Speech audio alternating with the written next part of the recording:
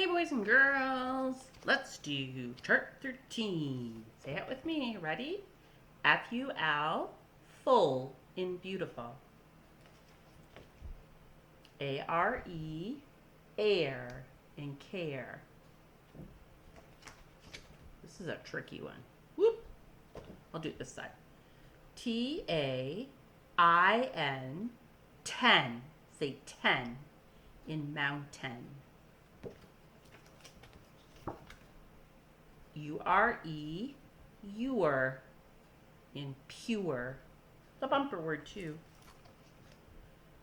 T-U-R-E, chur in pasture.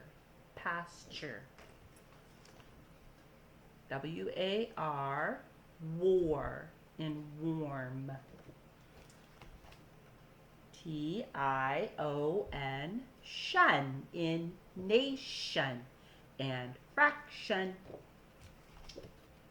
S-I-O-N, shun in missionary. S-I-O-N, jeune in television. E-I-G-H-A in 8.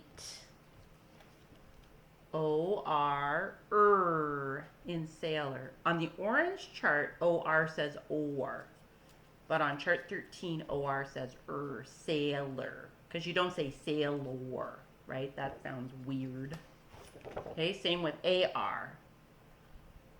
On the orange chart, A-R says R in stars, right? But on chart 13, it says like in dollar. Tricky stuff. Y makes a short I sound. It says I in crystal. Y says I in crystal. Last one.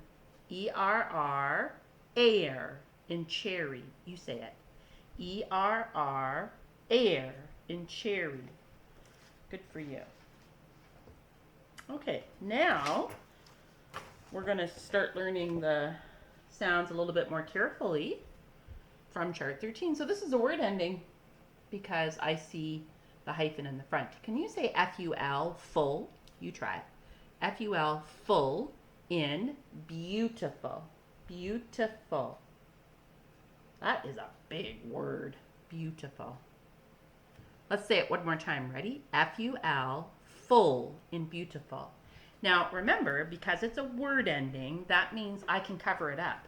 And I read the root word first and then add the word ending full. I'm just going to grab my marker, boys and girls.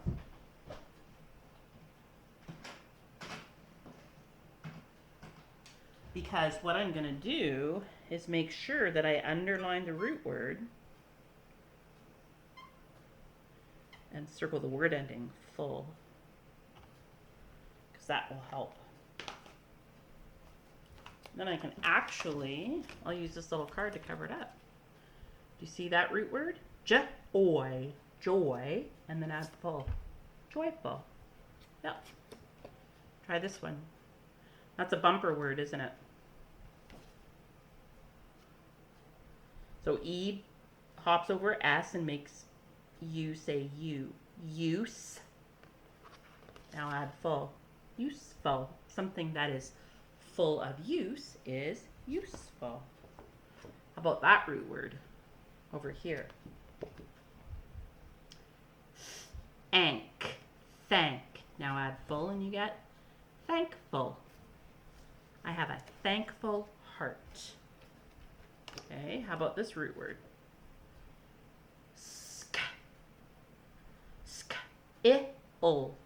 Skill. Something that you're good at means that you have that skill. Skill and add full and you get skillful. If you are skillful at knitting, that means you're really good at it.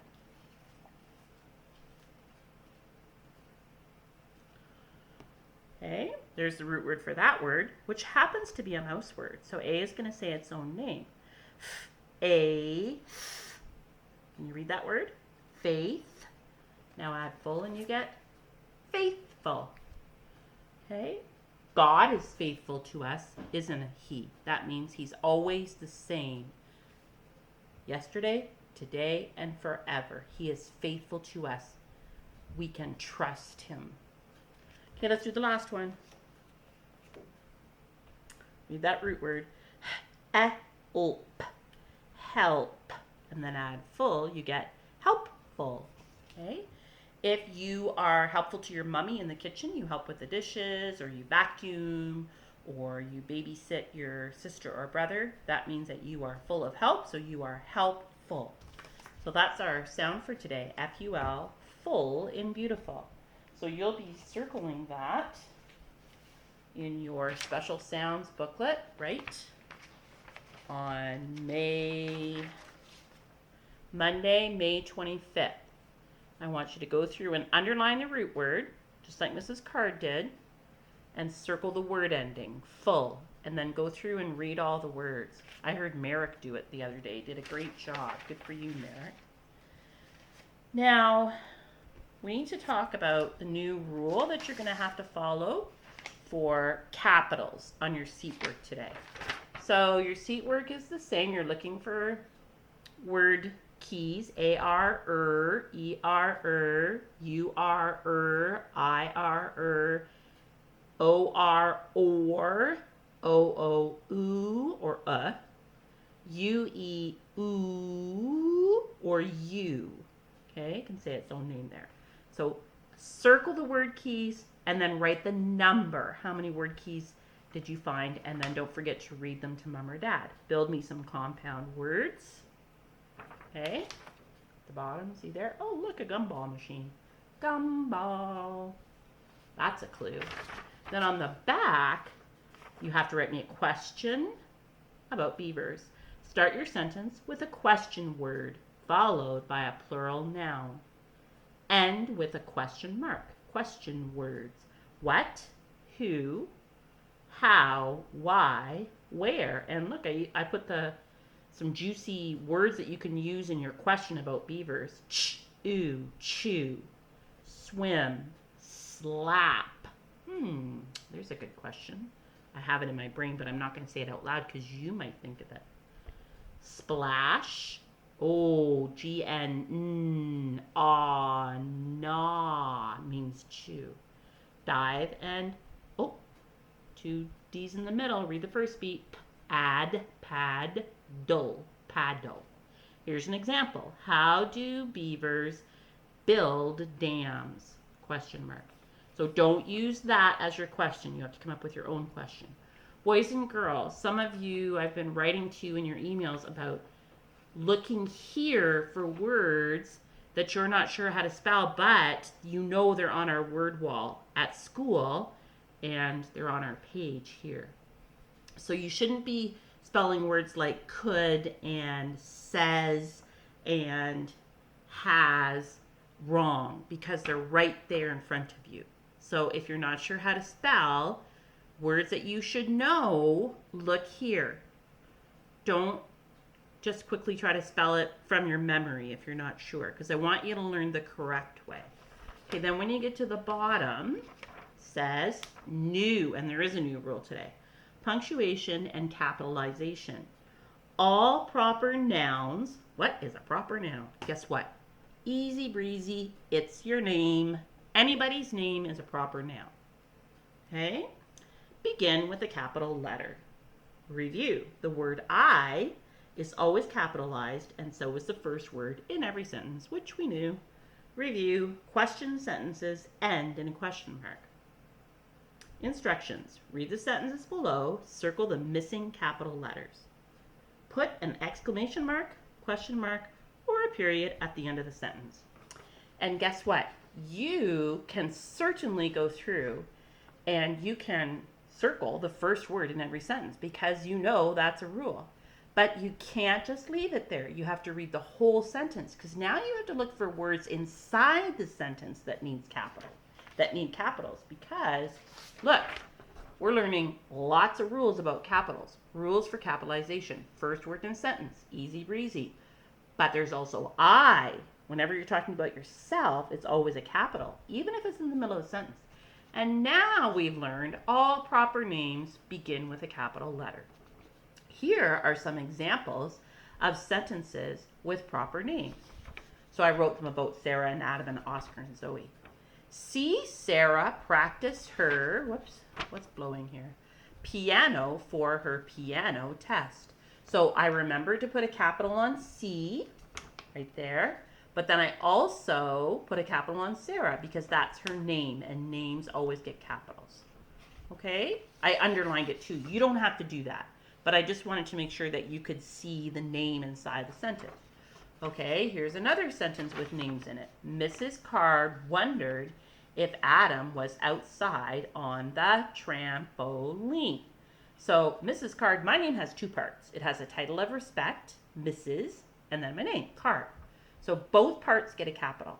But then did you see how I also put a capital on Adam? Because that's his name. And even though it's in the middle of a sentence, it has to have a capital. You know how Mrs. Card's been saying all along, don't put capitals in the middle of a sentence. Guess what? We're getting so grown up, almost ready for grade 2. It's time to start learning some more capitalization rules. So that's why we're doing this today, boys and girls. Okay, last sentence. Mr. Card had to feed Oscar and Zoe because they were so hungry. So look at that. I've got 3 proper names in my sentence. Mr. Card, so he has 2 parts to his name because that's a title of respect, Mr., and Card is his name. Oscar gets a capital because that's the name of our kitty cat, and so does Zoe because that's the name of our dog.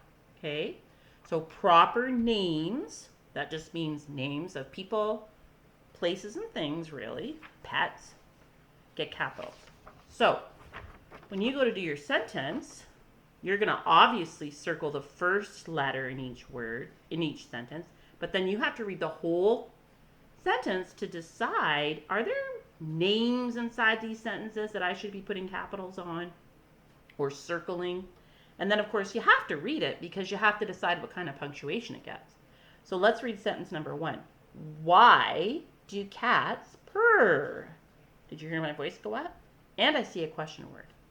So I know I have to circle the W and Y because it needs to be a capital. And because it's a question, I put a question mark. Did you hear any names in that sentence? No. It talked about cats, but it didn't say the name of a cat. So I don't circle any other words. Okay? What about this sentence? That girl's name is Mandy.